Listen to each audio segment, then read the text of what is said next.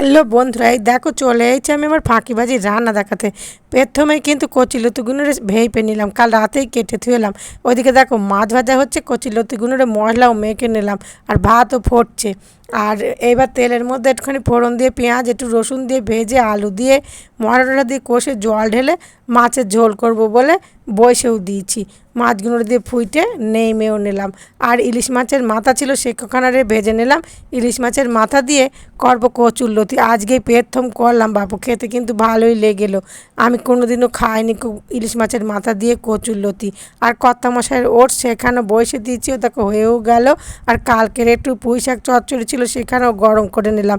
আর একটু chicken stew করব, চিকেনগুলোরে আগেই একটুখানি লবণ লেবু আর গোলমরিচের গুঁড়ো মেখে ধুয়ে দিয়েছি।